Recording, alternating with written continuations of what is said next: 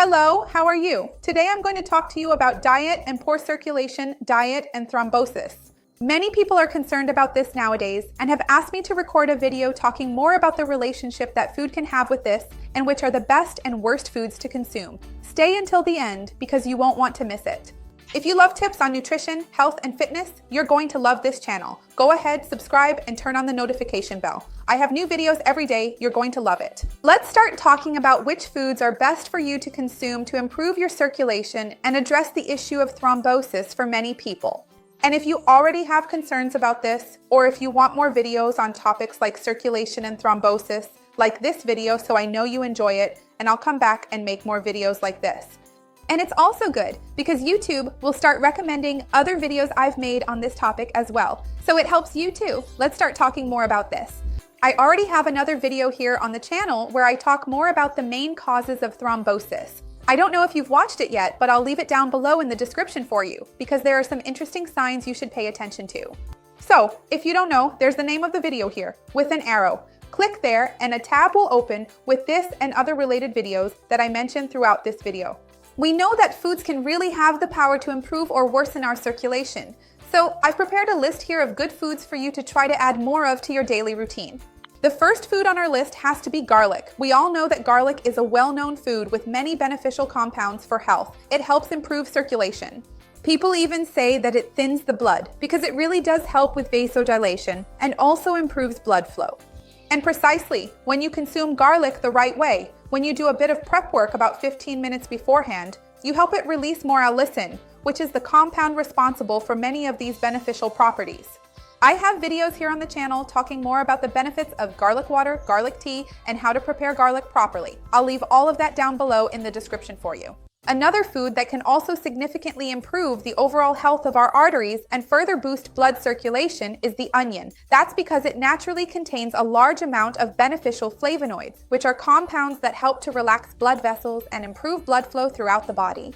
I have a video here on the channel where I talk about what happens if you eat onions every day and how to add more onions to your daily routine. I'll leave it down below in the description for you as well. Other foods you can try to add more of to your daily routine are fatty fish. That's because they are sources of omega-3, they reduce inflammation in our bodies, and they decrease the amount of atheromatous plaques in our circulation, in our arteries, and in our veins. And there are studies that have already found that people who consume more fatty fish, such as tuna, sardines, salmon, any of these fish, have improved, more optimized circulation. Remember that I have a playlist here on the channel with recipes using tuna and sardines that can inspire you. I'll leave it down below in the description as well. Another wonderful food for you to add more of to your daily routine is turmeric. It is very rich in curcumin, which is a powerful natural anti-inflammatory. And studies have already shown that it has the ability to increase nitric oxide in our bodies, which helps relax your arteries and veins and improves blood flow. I have videos here on the channel explaining how to consume turmeric the right way, in the best way for you. And I also have videos here talking about nitric oxide, explaining more about what it is and what its benefits are. I'll leave those down below for you as well. Still talking about nitric oxide, beetroot is another food that is very rich in compounds that will also naturally increase your nitric oxide levels. I even have a video here on the channel talking more about beetroot juice because it is very rich in these beneficial nitrates for us to consume. And once again, it will improve blood perfusion, relax the blood vessels, and enhance circulation.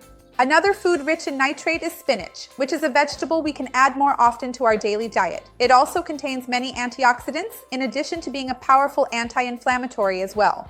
I have a video where I talk more about the benefits of spinach, what happens when we consume it every day, and I'll leave it down below in the description for you as well. Another food you should try to add to your daily routine is walnuts. They contain omega-3 in their composition, which also helps improve circulatory health, makes blood vessels more elastic, helps lower blood pressure, and is an anti-inflammatory, as we've already mentioned. So if you can include more of them in your daily life, it will be great.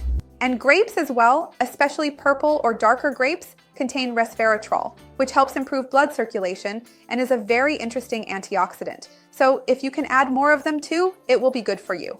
Regarding the worst foods, ideally you should try to avoid sugar as much as possible because it is highly pro-inflammatory and greatly promotes weight gain. It greatly increases insulin secretion, can lead to fat accumulation in the central region, and can make it harder for you to maintain good circulation because the higher your weight, the more difficult it is for blood to circulate. So be careful with trans fats as well, because they form those atheroma plaques in our bodies.